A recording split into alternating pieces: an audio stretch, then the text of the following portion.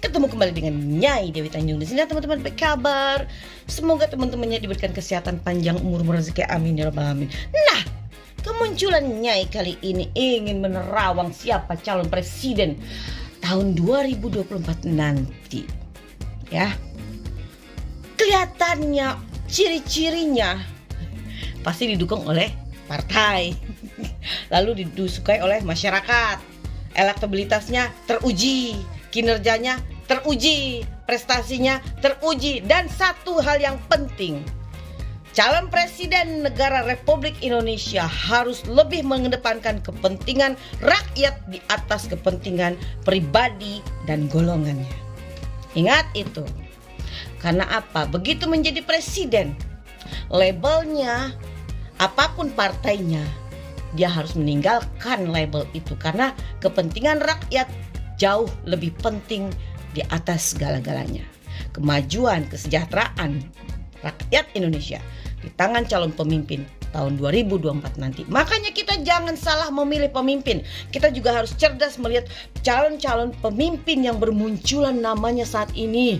Udah menari-nari di media sosial dan berlomba-lomba saling menjatuhkan atau mencari muka atau pencitraan. Ya. Itu cuma pencitraan, terkadang yang dilakukan juga pencitraan gitu ya. Karena tumben menjelang pas pilpres ini barulah pada baik-baik semua, kepada masyarakat, pada ramah semua, pada perhatian. Kalau enggak ya enggak, cuek-cuek aja, ya kan? Nah, Nyai akan menerawang beberapa nama-nama ini, tapi sekali lagi Nyai punya pilihan sendiri di hati Nyai.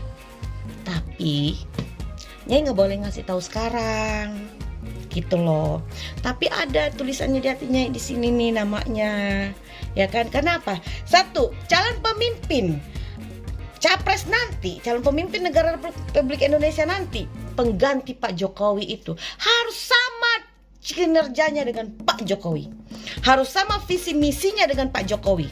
Harus sama pribadi dan sikapnya. Begitu mementingkan dan mengedepankan kepentingan rakyat di atas segala-galanya. Dan satu, sederhana.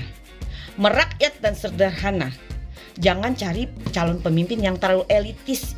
Ya, jangan yang nggak mau capek, yang nggak mau kepanasan gitu loh.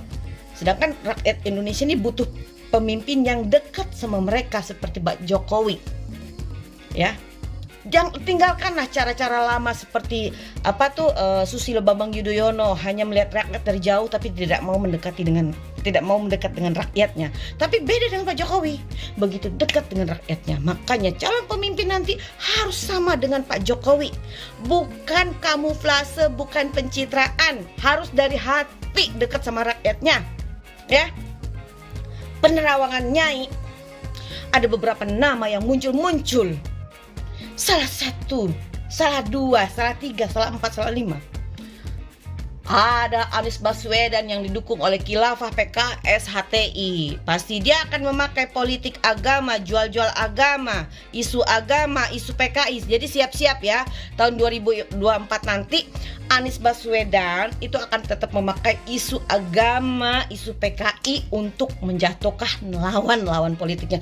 Tapi sekali lagi Nyai katakan, kemungkinan Anies Baswedan sebelum tahun 2024 akan mempertanggungjawabkan perbuatannya tentang beberapa kasus-kasus korupsi yang ada di DKI. Kedua, nama yang muncul ada Ganjar Pranowo, Gubernur Jawa Tengah yang banyak disukai oleh rakyat karena dia hampir sama cara sikapnya dengan Pak Jokowi, itu katanya, dan punya prestasi di Jawa Tengah, disukai oleh masyarakat, dicintai oleh rakyat, katanya sebagai Gubernur Jawa Tengah.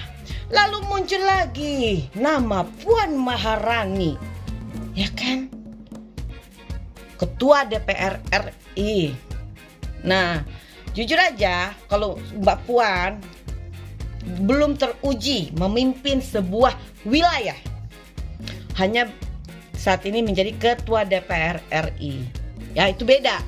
Memimpin wilayah dengan memimpin sebuah lembaga itu beda banget. Ya kan? Karena lembaga itu kan sudah terstruktur semuanya. Kalau masyarakat bermacam ragam keluhan masyarakat, apakah bisa dihadapi? Tuh, jadi nggak gampang ya untuk jadi pemimpin. Muncul lagi nama Erick Thohir, Menteri BUMN. Juga belum ada prestasinya ya, Erick Thohir ya, belum ada. Tapi saat ini tim-tim suksesnya sudah mulai bergerak nih, Erick Thohir ya. Ya biasalah, kalau menjelang gini kan semua pada baik. Sekali lagi, lalu muncul lagi nama Ketum Ingusan AHY.